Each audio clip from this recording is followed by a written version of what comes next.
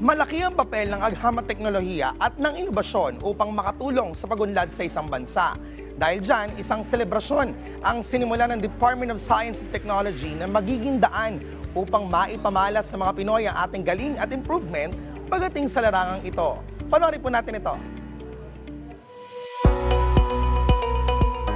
Kaakibat ng temang siyensya, teknolohiya at inobasyon, kabalikat sa matatag, maginhawa at panatag na buhay ay ang hatid na samut-saring mga aktibidad ng Department of Science and Technology sa selebrasyon ng 2023 Regional Science, Technology and Innovation Week sa National Capital Region. Kaugnay ng selebrasyon ito ay muling ipinamalas ng DOST-NCR ang iba't ibang aktibidad kagaya ng exhibits, mga diskusyon ng kaalaman at talakayan patungkol sa agham, teknolohiya at inobasyon na dinaluhan ng mga estudyante, mga guro at mga taong interesado dito.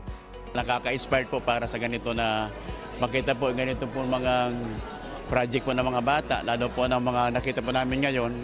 Talaga po nakaka-inspired po para lalo pong magsumika po at gawa po kami ng paraan para po matutunan natin po mga estudyante para po ma-develop po yung kanilang skills po na lalo po ng mga batang mahilig po sa science po and technology. They explain it really well and a lot of their inventions are really cool, especially the robots over there. I'm really glad that I was able to visit. Layunin ng RSTW na pag-isahin ang puwersa ng mga pribado at pampublikong ahensya sa bansa upang mapalawig pa ang kaunlaran at kahusayan ng mamamayang Pilipino.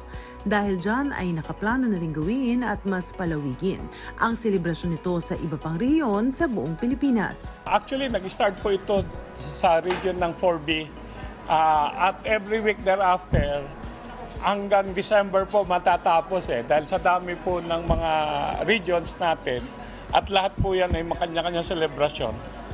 I think matatapos po ito na second week ng December. Marami po kayo makikita at matutunghayan, mga makabagong teknolohiya, mga outputs po ng ating science and technology and innovation communities. At kayo po ay makakapunta ng libre, kayo po ay pumunta at makisama sa aming celebration.